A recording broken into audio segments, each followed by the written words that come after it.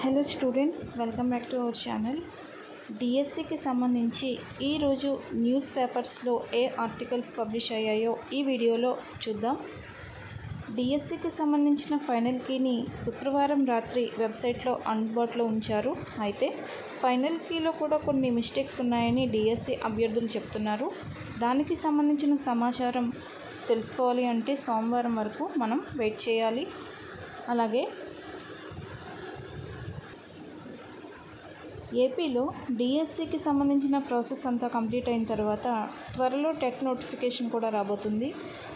మీలో ఎవరైనా ఇంతకుముందు టెట్ ఎగ్జామ్ రాయకపోయినా లేదా టెట్లో తక్కువ స్కోర్ గెయిన్ చేసినట్లయితే మన టెలిగ్రామ్ గ్రూప్లో టెట్కి సంబంధించిన ప్రాక్టీస్ బిట్స్ అలాగే ఫ్రీ ఆన్లైన్ టెస్టులు మీకు అందుబాటులో ఉంచుతాము. డిస్క్రిప్షన్లో ఇచ్చిన టెలిగ్రామ్ గ్రూప్ లింక్ పైన క్లిక్ చేసి మీరు జాయిన్ అవ్వండి. అలాగే డిఎస్సికి సంబంధించిన లేటెస్ట్ అప్డేట్స్ తెలుసుకోవాలంటే మన యూట్యూబ్ ఛానల్ని సబ్స్క్రైబ్ చేయండి. మెగా డిఎస్సి తుది కీపై ఫిర్యాదు.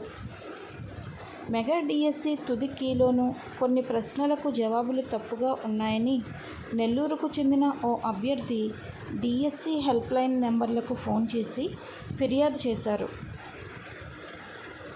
జూలై 1న ఉదయం విడతలో నిర్వహించిన ఎస్జిటి పరీక్షలో 4 ప్రశ్నలకు తుది కీలో తప్పులు దొర్లాయని పేర్కొన్నారు.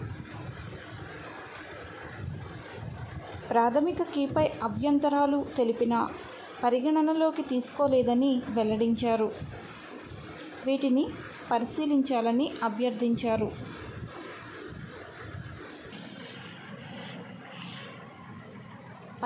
లోగా మెగా డిఎస్సి ఫలితాలు.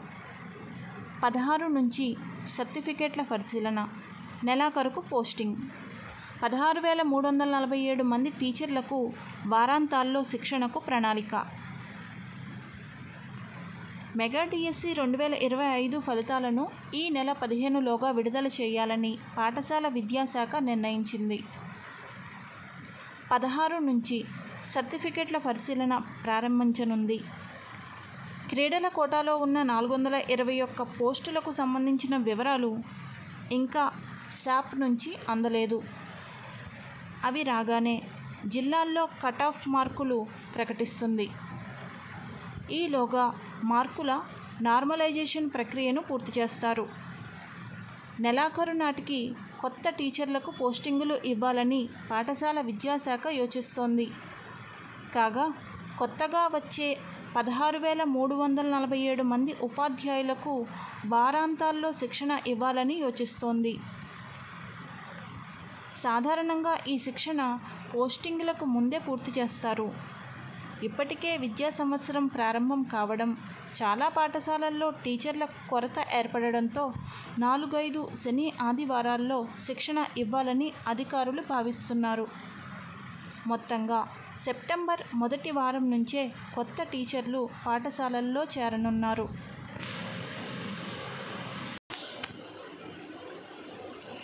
డిఎస్సి క్రీడా కోటా అభ్యర్థుల ధృవపత్రాల పరిశీలన. మెగా డిఎస్సిలో స్పోర్ట్స్ కోటా కింద దరఖాస్తు చేసుకున్న అభ్యర్థుల ధృవపత్రాల పరిశీలన విజయవాడలో శనివారం చేపట్టారు.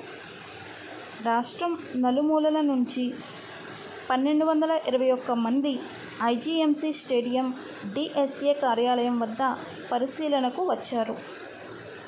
ఇది 2 రోజులు కొనసాగుతుందని చెప్పిన అభ్యర్థులంతా ఒకే రోజు వచ్చారు. ఒక్కో అభ్యర్థి అకాడమిక్, క్రీడా ధృవపత్రాల పరిశీలనకు ఎక్కువ సమయం పట్టింది. దీంతో శనివారం ప్రక్రియ పూర్తయ్యేలా లేకపోవడంతో అందరి ధృవపత్రాలు పరిశీలించాలని అభ్యర్థులు నినాదాలు చేయగా ఉద్రిక్తత నెలకొంది. పోలీస్ బందోబస్తు ఏర్పాటు చేశారు. శనివారం రాత్రి 8 గంటల వరకు సుమారు 600 మంది అభ్యర్థుల ధృవపత్రాలు సరిచూశారు. ఆదివారం కూడా పరిశీలన కొనసాగుతుందని అభ్యర్థులకు టోకెన్లు ఇచ్చారు. శాప్ పరిశీలనాధికారి ఆర్ వెంకటరమణ నాయక్ మాట్లాడుతూ, పత్రాల పరిశీలన పూర్తయ్యాక ప్రాధాన్యత క్రమంలో జాబితా వెల్లడిస్తాం. అభ్యంతరాలు ఉంటే వారంలోగా చెబితే అభ్యంతరాలు పరిశీలించి తుది జాబితాను రాష్ట్ర విద్యాశాఖకు సమర్పిస్తామన్నారు. డిఎస్సికి సంబంధించిన మరిన్ని లేటెస్ట్ అప్డేట్స్ తెలుసుకోవాలి అంటే మన యూట్యూబ్ ఛానల్ని సబ్స్క్రైబ్ చేయండి. అలాగే డిస్క్రిప్షన్లో ఇచ్చిన టెలిగ్రామ్ గ్రూప్ లింక్ పైన క్లిక్ చేసి టెలిగ్రామ్లో జాయిన్ అవ్వండి.